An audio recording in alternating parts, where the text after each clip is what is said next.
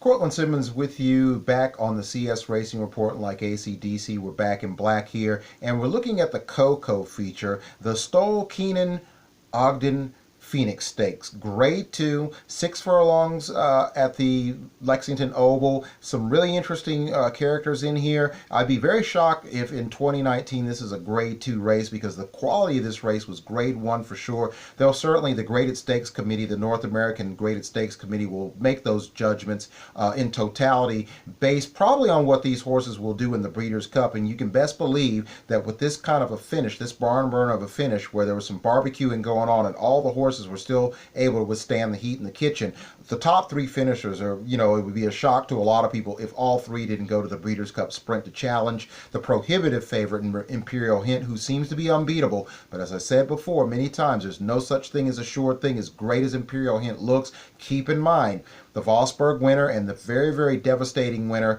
of the Vanderbilt at Saratoga prior to his last prep at Belmont Park is 0 for 2 at Churchill Downs. And interestingly enough, we're going to go from 3rd to 2nd to 1st in ascending order, or in ascending order. And Limosine Liberal actually has a very good record at Churchill Downs. He was right there in the mix here in this very, very close finish. Whitmore out of the Ron Moquette barn was 2nd, and then Promises for Phil out of the Dale Romans barn won this race by a neck. He won this race by a head, excuse me. And Whitmore was a half length in front of Limosine Liberal, who was 3 lengths in front of Heartwood in 4th place. And it would appear that those 3 horses outclassed their opposition here, and they are probably, along with Imperial Hint, the class of the class. It'll be interesting to see if any 3-year-olds that have been route racing will cut all the way back to the sprint, or some horses that have been in the middle between 6 furlongs and 9 furlongs, or the flat mile, will cut back to the 6. It'll be interesting to see if that happens, or some horses we've seen on the Triple Crown Trail and in the graded races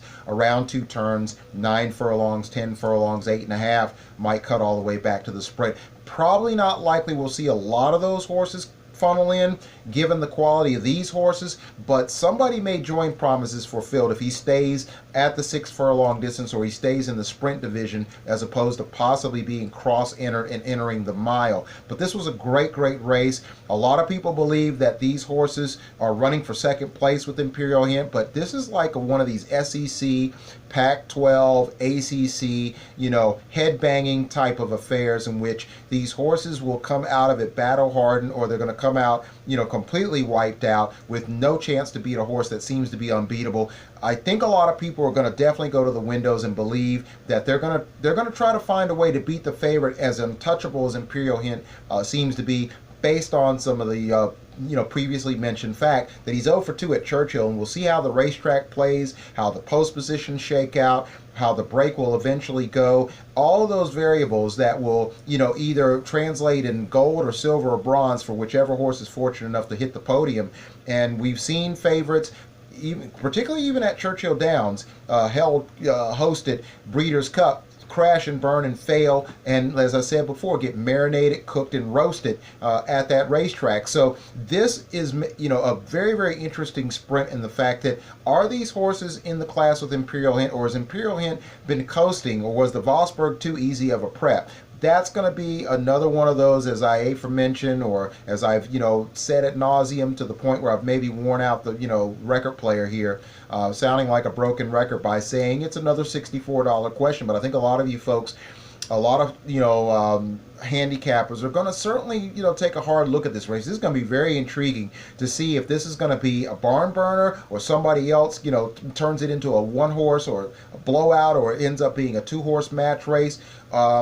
Whichever horse happens to be able to, explode in the stretch at Churchill Downs. But again, Promises for Phil gets the winner you're in. He gets the automatic berth. But I think everyone would, certainly harbor to guess that between Dale Romans' Promises for Phil, Ron Moquette's Whitmore, and Ben Colebrook, who had a fantastic meet here at Keeneland, certainly a fantastic couple days with this festival, even though he didn't do well in one stake, won the Breeders' Futurity, 3rd here with Limosine Liberal. I think a lot of people are looking to see these horses be a major part of the betting, and possibly, serious performers in the Breeders' Cup Sprint.